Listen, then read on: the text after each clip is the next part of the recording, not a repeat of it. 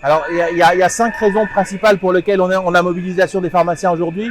La première sont les ruptures de médicaments qui nous embolisent un temps énorme et qui inquiètent les patients, et ça, faut plus faire.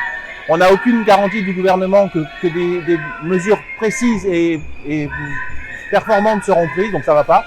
La deuxième, c'est des fermetures de pharmacies qui s'accélèrent depuis le début de l'année, et qui rejoint la troisième, c'est des problèmes économiques.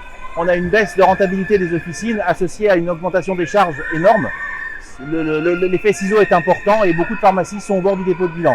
Les grossistes nous disent le nombre de découpages ou d'accidents de paiement a été multiplié beaucoup ces derniers temps, et on voit bien que si on fait rien, ça va être la mort de certaines pharmacies.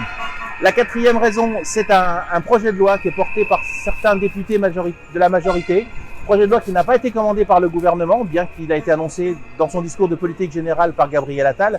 Et ce projet de loi vise à favoriser et faciliter la vente des médicaments sur Internet à partir de plateformes via des stocks déportés. Ça s'appelle Amazon, et ça on veut pas. Le médicament, c'est pas un bien de consommation, c'est un parcours de soins, et on peut pas se permettre d'avoir des médicaments qui vont être vendus on ne sait pas où. Et combien on a de patients qui rentrent dans nos officines chaque jour et qui sont pas pris en charge par un traitement médicamenteux, mais pris en charge parce qu'une visite médicale, parce que l'hôpital ou parce que etc. Et bien ça, c'est pas un bon signal.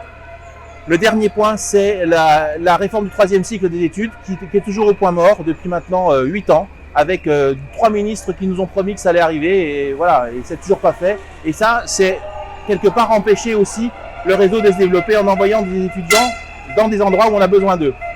Donc quand on a un gouvernement qui ne nous donne pas de médicaments, ne nous donne pas de collaborateurs, fait fermer les pharmacies et vend des médicaments sur Internet, je pense que c'est un gouvernement qui n'a pas envie de garder le réseau des pharmacies.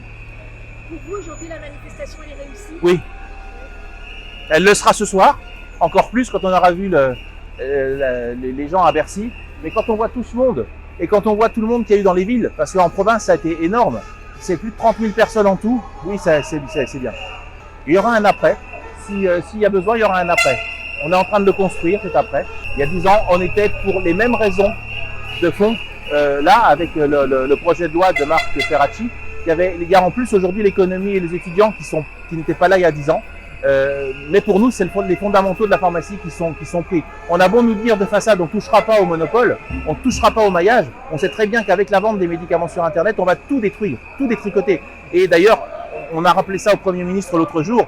Plus il y a de médicaments vendus sur Internet, plus il y a de ventes de médicaments sur Internet, moins il y a de pharmacies. Alors je ne sais pas qui est la poule et l'œuf, mais n'empêche que c'est corrélé.